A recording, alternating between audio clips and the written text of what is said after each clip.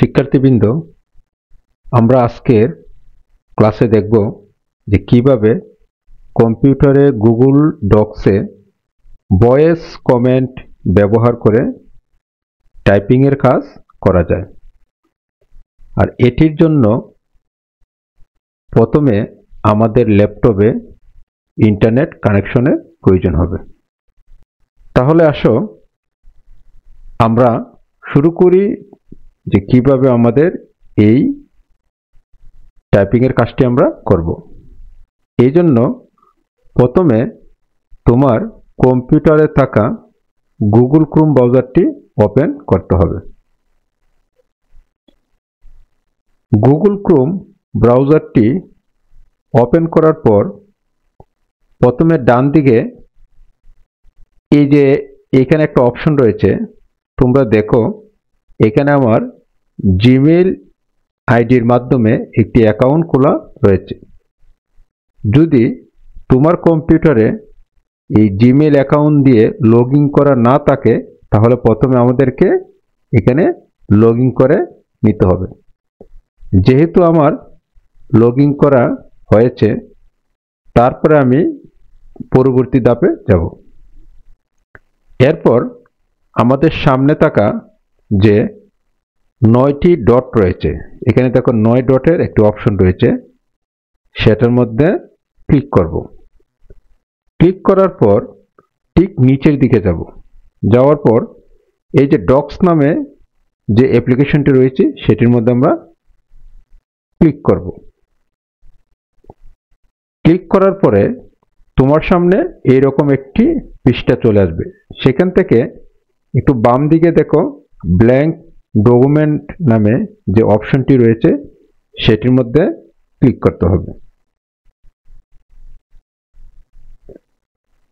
এটির মধ্যে ক্লিক করার পর গুগল ডক্স নামের আমাদের যে পৃষ্ঠা অনলাইনে সেটি আমাদের সামনে চলে আসবে। আসার পর আমরা প্রথম যে কাজটি করব সেটি হচ্ছে উপরে থাকা আনটাইটেল অপশনটিকে ক্লিক করে সেখানে আমরা আমাদের এই ডক্স ফাইলের একটি নাম দিয়ে দিব। মনে করো আমি দিয়ে দিলাম ডিজিটাল টেকনোলজি। দেওয়ার পর আমি সাইটে ক্লিক করে দিলাম। ক্লিক করে দেওয়ার পর যখন আমার এই নামটি সেভ হয়ে যাবে, এটা করার পর আমরা যে কাজটি করব সেটি হচ্ছে এই যে তোমার সামনে দেখো এখানে এরিয়াল নামে একটি নাম রয়েছে। মূলত এরিয়াল হচ্ছে একটি ফন্টের নাম। এটার উপর আমরা ক্লিক করব। এখানে ক্লিক করার পরে ঠিক উপরের সামনে দেখবে লেখা রয়েছে মোর ফন্টস। মোর ফন্টসে ক্লিক করি। মোর ফন্টসে ক্লিক করার পর এখানে তোমাদের সামনে একটি পপ আউট মেনু আসবে, উইন্ডো আসবে। এই উইন্ডো থেকে খেয়াল করো উপরে লেখা রয়েছে স্ক্রিপ্টস, অল স্ক্রিপ্টস। এটার মধ্যে ক্লিক করবে। ক্লিক করার পর নিচের দিকে যাবে এবং সেখানে যেখানে বেঙ্গলি লেখা রয়েছে সেটার মধ্যে ক্লিক করবে। এটার মধ্যে ক্লিক করার পর আমাদের এই গুগল ডক্সের ভিতরে যত ধরনের বাংলা অপশন রয়েছে সেগুলো তোমার সামনে চলে আসবে। চলে আসার পর আমরা এগুলো একটি একটি করে ক্লিক করে দিব। এখন প্রশ্ন হচ্ছে যে আমরা এগুলো ক্লিক করব কেন? কারণ হচ্ছে যেহেতু আমাদের উদ্দেশ্য হচ্ছে আমরা ভয়েস টাইপিং করব, মানে আমি ভয়েসে কথা বলবো, সেটা গুগল ডক্সের ভিতরে টাইপিং হয়ে যাবে। এই জন্য আমরা কিন্তু আমাদের দেশে বিভিন্ন ধরনের বাংলা ভাষার উচ্চারণ রয়েছে, তাই আমরা যে ভাষায় কথা বলি না কেন যাতে সঠিকভাবে টাইপিং হয়ে থাকে, এই জন্য আমরা বাংলা যতটি ফন্ট রয়েছে প্রত্যেকটি ফন্ট আমরা সিলেক্ট করে দিব। সিলেক্ট করার পর নিচের দিকে ওকেতে ক্লিক করব। বাস, ওকেতে ক্লিক করার পর আমরা নিচের উপরের দিকে যখন আমরা আবার ঠিক এরিয়ালের ভিতরে যাব তখন কিন্তু আমাদের বাংলা যেমন এখানে দেখো আলকাতরা, আত্মা, অনেক বাংলা, এরকম প্রত্যেকটি ফন্ট আমাদের সামনে চলে আসবে। তো এখান থেকে আমরা যে কোনো একটি ফন্ট সিলেক্ট করে নিব।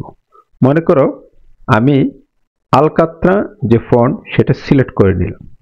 সিলেক্ট করে নেওয়ার পর যে কাজটি করব সেটি হচ্ছে আমাদের কিবোর্ডের কন্ট্রোল শিফট এবং এস, কন্ট্রোল শিফট এস, এই তিনটা অপশন যখন আমি একসাথে চাপ দিব তখন আমার সামনে আমাদের যে মাইক্রোফোন সেটির একটি অপশন এখানে চলে আসবে। চলে আসার পর আমরা যে কাজটি করব, যখন মাইক্রোফোনটি চলে আসবে এটার উপরে আবার ক্লিক করব। ক্লিক করে এখানে ঠিক নিচে যাব। যেহেতু আমরা বাংলা ভাষায় ভয়েস টাইপিং করব সেজন্য এখানে আমরা বাংলাটা খুঁজে বের করব। দেখো এখানে বাংলাদেশ অথবা বাংলা ভারত রয়েছে।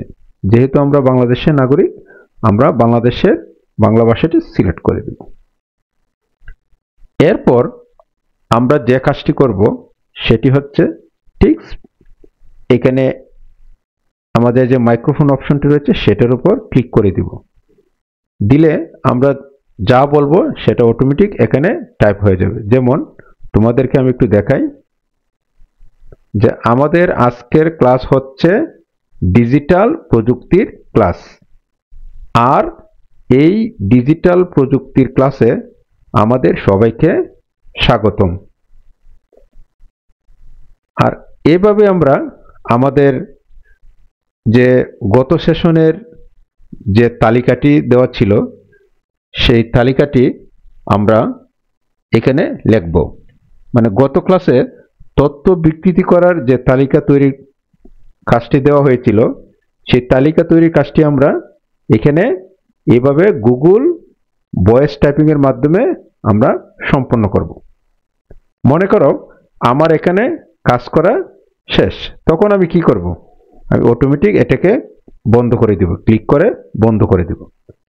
এখন তুমি ইচ্ছে করলে এই ফাইলটি তোমার ব্যক্তিগত কারো কাছে সেটা শেয়ার করতে পারবে। এই জন্য তুমি যে কাজটি করতে পারো, এখানে ফাইলের মধ্যে গিয়ে একটি শেয়ার অপশন রয়েছে, দেখো এখানে, অথবা এখানে ডান দিকে দেখো অপশন রয়েছে। আমরা যে কাজটি করব, ফাইলের ভিতরে যাওয়ার পর দেখো এখানে শেয়ার দুইটি অপশন রয়েছে। একটি হচ্ছে শেয়ার উইথ আদার্স আর পাবলিশ টু ওয়েব। আমরা যখন শেয়ার উইথ আদার্স এর মধ্যে ক্লিক করব সেখানে আমাদের যার কাছে আমরা এটি শেয়ার করব তার ইমেল ঠিকানা এখানে লিখে দিব, দিয়ে ডান করে দিব। আর যদি আমরা ইচ্ছে করি যে আমরা বিভিন্ন ধরনের সোশ্যাল মিডিয়া অথবা এই বিভিন্ন ধরনের লিঙ্কের মাধ্যমে আমরা ওয়েবসাইটে আমরা প্রকাশ করব, তখন নিচে চলে যাব পাবলিশড উইথ ওয়েব। এখানে আমরা পাবলিশড অপশনে ক্লিক করব। ক্লিক করার পর আমাদের সামনে এটা লিঙ্ক চলে আসবে এবং চলে আসবে যে আমি এটা কোথায় পাবলিশ করব, এটা কি ইমেলের মাধ্যমে, ফেসবুক না টুইটার। আর এইভাবে কিন্তু আমরা সহজে এই আমাদের লেখা যেটি রয়েছে সেটি আমরা শেয়ার করতে পারবো। তাহলে আশা করি আমরা সবাই আজকের ক্লাসটি মনোযোগ সহকারে দেখেছি এবং বোঝার চেষ্টা করেছি। এখন আসো আমরা নিজেরা সবাই এটি নিজেদের মতো করে প্র্যাকটিস করার চেষ্টা করি। সবাইকে ধন্যবাদ।